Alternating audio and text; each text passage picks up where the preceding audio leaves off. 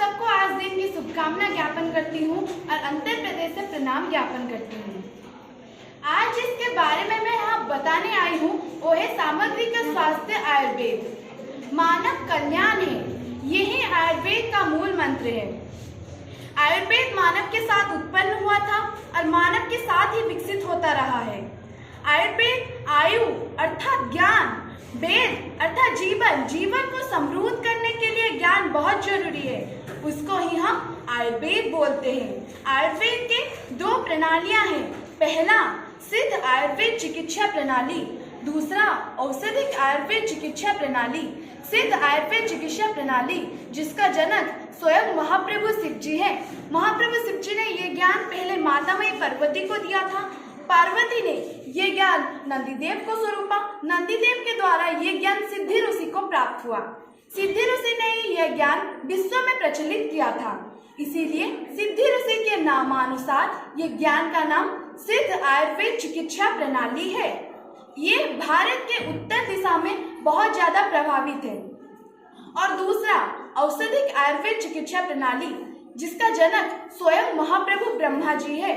ब्रह्मा जी ने ये ज्ञान पहले इंद्रदेव को दिया था। इंद्रदेव ने ये ज्ञान अश्विनी कुमारों को दिया और अश्विनी कुमार ने ये ज्ञान धन्वंतरी जी को दिया और धन्वंतरी जी के द्वारा ही ये ज्ञान गोकुल, रक्षक आदि शिष्यों को प्राप्त हुआ।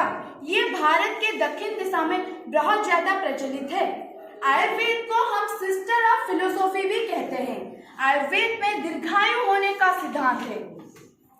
आयुर्वेद हमें ये सिखाता है कि सुस्त व्यक्ति की स्वास्थ्य अटूट रहे और असुस्त व्यक्ति को ठीक किया जाए। आयुर्वेद के दो तरह की चिकित्सा पाए जाते हैं, पहला कया चिकित्सा, दूसरा शल्य चिकित्सा। कया चिकित्सा की जनक स्वयं महाप्रभु आत्रेय जी है और शल्य चिकित्सा के जनक धन्वंतरी जी है। कया चिकित्सा के बारे में चरक संहिता किताब में और शल्य चिकित्सा के बारे में सुश्रुत संहिता किताब में बहुत अच्छी से बताई गई है। आयुर्वेद हमें ये सिखाता है कोई भी भोजन या दवा किसी और लोगों के लिए जहर हो सकता है। ये उसके ऊपर निर्भर करता है जो इसको खाता है और जितने मात्रा में खाता है। आयुर्वेद के कोई भी साइड इफेक्ट्स नहीं होता, सिर्फ साइड बेनिफिट्स होते हैं। आयुर्वेद ये कहता है अपनी परमानंद के अनुसार रंग, ज्ञान, स्वाद और महक को पहचानो और जानो हम कौन है और किसी लिए इस धरती पर आए।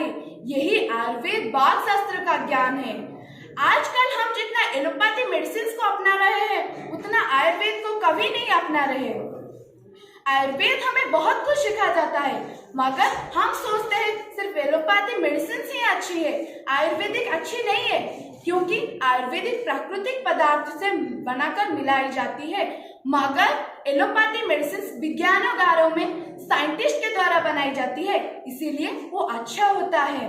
मगर आयुर्वेद में मूंग, जौ, शतावरी, अनार आदि चीजों को बहुत गुरुत्व दिया गया है। आयुर्वेदिक चिकित्सा में वो है जो एलोपैथी मेडिसिन में है। जैसे एलोपैथी मेडिसिन के बहुत सारे विभाग होते हैं, वैसे आयुर्वेद के भी बहुत सारे अंग होते हैं।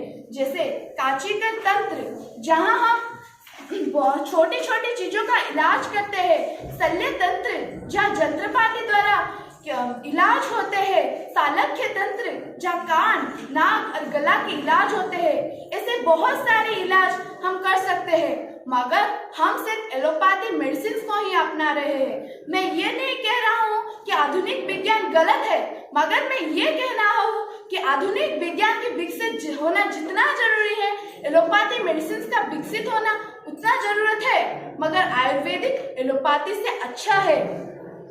आयुर्वेदिक का विकसित होना जरूरी है, मगर आज की मानव पीढ़ी ये नहीं समझ रही। तो आज का मेरा उद्देश्य ये है कि आयुर्वेद हर दिन इस्तेमाल करिए, हर दिन खाइए, एलोपैथी मेडिसिन को अपने से दूर रखिए। मैं इतना कहकर अपने वक्तव्य को समाप्त करता हूँ। भारत माता की जय।